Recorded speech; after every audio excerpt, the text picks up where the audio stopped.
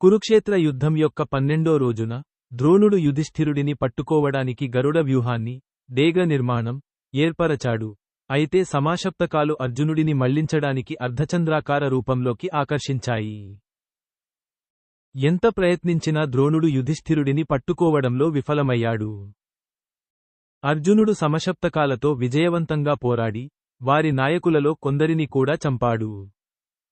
ఆ రోజు కర్ణుడు సాత్యకి మరియు భీముడు వంటి పాండవ యోధులతో భీకర పోరాటంలో పాల్గొనడం మరియు సత్యజిత్ మరణం కూడా చూసింది. 12వ రోజు ముఖ్య సంఘటనలు.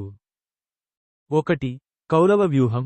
ద్రోణుని నేతృత్వంలోని కౌరవులు యుధిష్ఠిరుని పట్టుకోవడానికి ప్రయత్నించి గరుడ వ్యూహాన్ని ఏర్పరచారు. అర్జునుడి దృష్టి మరల్చడానికి సమసప్తకులు, అర్జునుని ఓడించడానికి ప్రమాణం చేసిన యోధులు, అతనిని అర్ధచంద్రాకారంలో యుద్ధంలో నిమగ్నమయ్యారు. 2. అర్జునుడి నైపుణ్యం. అర్జునుడు ఒక తెలివైన విలుకాడు, సమశప్తకుల దాడిని ఎదుర్కొన్నాడు, వందలాది బాణాలను నరికాడు మరియు కొంతమంది దాడి చేసే యోధులను కూడా చంపాడు. 3. పాండవ రక్షణ.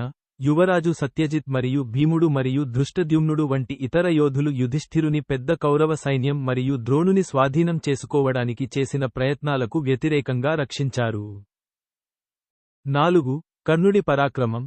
కర్ణుడు పాండవ సైన్యం ద్వారా విధ్వంసకర మార్గాన్ని సృష్టించి పరాక్రమంగా పోరాడాడు. 5. కీలక ప్రాణనష్టం. పాంచాల యువరాజు సత్యజిత్ మరియు విరాట సోదరుడు శతానిక మరణంతో పాండవ దళాలు గణనీయమైన నష్టాన్ని చవిచూశాయి. మరియు 6. రోజు ముగింపు.